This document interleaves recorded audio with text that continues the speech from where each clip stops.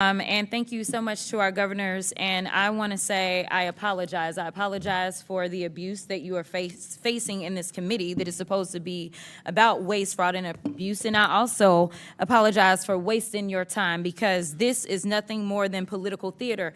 Now, again, this committee is supposed to be about waste, fraud, and abuse. We did not have to have this faux creation of Doge. The committee itself, that is our job. So what I want to talk about is something that the American people may want to know, which is economically, how is this impacting them? Hey everyone, welcome back to True Voice. I'm your host, Andrew, and if you care about truth, justice, and real solutions for real people, make sure you hit that subscribe button and tap the bell so you don't miss out on any of our honest political breakdowns. Let's watch. These failed immigration policies that are only put on so that they can have a show, because we have a reality show president who seemingly still believes that this is all about TV instead of real lives. So let me talk about something really quickly, because I want to clarify something, because I believe that all of you understand the importance of something like tourism. Are you aware, any of you, are you aware as to whether or not tourism in the United States is anticipated to decrease to the extent that we are estimated to lose $12.5 billion in international vendor spending in just the year 2025? I can answer as the tourism capital of the country. I assume you could. Tourism is already down.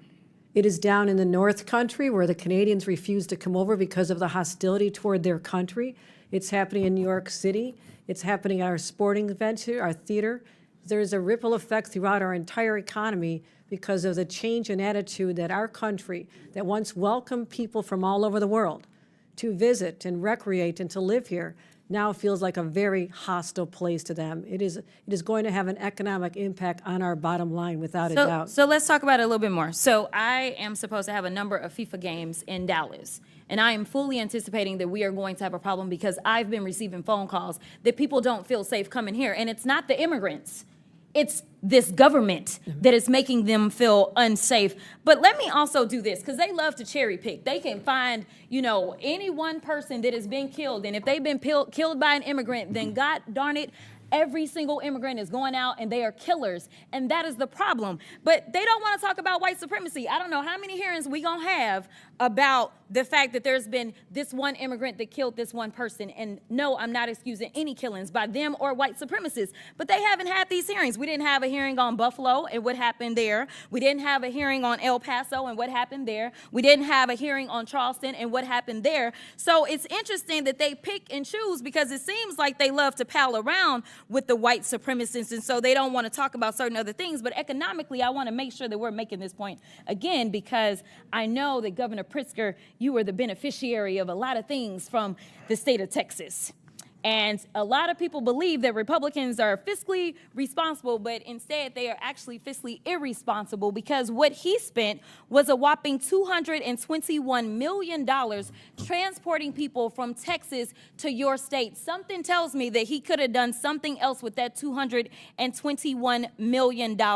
In addition to that, I know that there's been some conversations about what's going on in LA, and they want to say that it's riots because they didn't want people to keep talking about, say, the Epstein files or whatever other drama was popping off between the president and his little friend. So they wanted to change the conversation to immigration because they feel like, well, the polling is in our benefit. But let me tell you something. If they cared about making sure we were going to be fiscally responsible, they would tell the American people that it cost them $134 million to send the National Guard to LA for the quote-unquote riots that the governor didn't ask for, nor did the mayor of LA ask for. And they sent them over there, and they say that they care about our service members, yet they sent them and they were laying on the floor. They did not provide for food. So I don't know why we would believe that, number one, they want to fix this. They don't want to fix this, because the brokenness is a feature, not a flaw of the system, because it is beneficial to them when it comes to campaigning. If they can't stoke fear, then why are they going to, say, have anybody vote for them? Because that's what people are doing. They're voting out of fear. But Ms. Perryman, we know each other a little well. And I know you got a law degree. And it seems like we all need law degrees in here nowadays to understand the Constitution. So really briefly, I just want to make this point.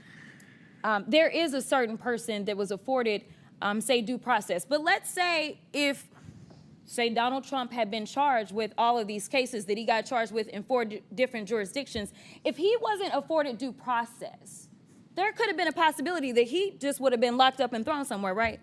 That would be a possibility. And then maybe we wouldn't have a tariff war or anything else that we're dealing with or all the other nonsense. But the point is, he was afforded due process, and regardless of the political opposition, Democrats, Republicans, and independents, I thought, believe that due process should be afforded to everybody, even him. Due process is for everyone. Okay, so the Fifth Amendment doesn't say that it's just for the people that are Americans. It does not. It says anybody on our soil. It's for everyone. Okay, it's pretty simple. I don't know why we are having issues, but I thank you and I will yield. What we just witnessed in that committee hearing was not a policy discussion. It was a political circus. And I want to start off by saying this. Thank you to the governors and leaders who showed up to speak truth to power, only to be insulted and used as props in a drama that serves no one but those chasing headlines.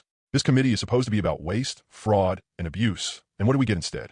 More fear-mongering about immigration, more distractions, and absolutely no interest in addressing actual government waste. And let me tell you, as a Democrat and as a patriot, that is unacceptable. Let's talk facts. Tourism in this country is down. We're losing billions because the United States no longer feels like a welcoming place for visitors.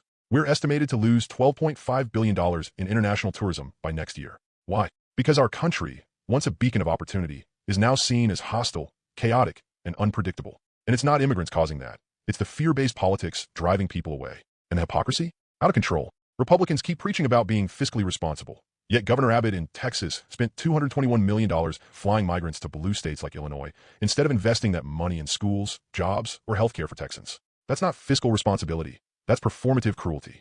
And if that wasn't enough, they deployed the National Guard to LA during protests, cost the taxpayers $134 million, and nobody asked for them. Not the governor, not the mayor. And they had soldiers sleeping on floors with no food support. If you claim to support our troops, then support them. Don't use them for political theater. Here's the real problem. They don't want to fix immigration. They want it to stay broken because fear wins votes. Fear distracts from their scandals. From Epstein, from Trump's trials, from corruption, from failed policy. If they fix the system, they lose their campaign tool. And what really gets me, they keep picking out one immigrant involved in a crime and paint the whole community as dangerous. But where were the hearings on Buffalo, El Paso, Charleston? White supremacists killed Americans, and they don't say a word. Why? Because they're too busy pallying around with the same extremists they should be condemning. And let's be crystal clear. Due process is for everyone. It's not just for Americans. It's not just for people you agree with. The Fifth Amendment protects all people on U.S. soil. That's not just law. That's what it means to be American. Even someone like Donald Trump, with all his legal baggage, is afforded due process. And so should immigrants. Justice isn't about who you like. It's about what's right. So let's stop the fear. Let's start focusing on solutions, on rebuilding our reputation, on treating people like human beings. And let's call out political theater for what it is, a dangerous distraction from the truth. If you believe in real leadership, if you want more voices calling out hypocrisy and standing up for the Constitution, then do me a favor. Subscribe to True Voice, share this video, and leave a comment below. Let's keep building this movement one honest conversation at a time. I'm Andrew. Stay informed, stay bold, and as always, stay true.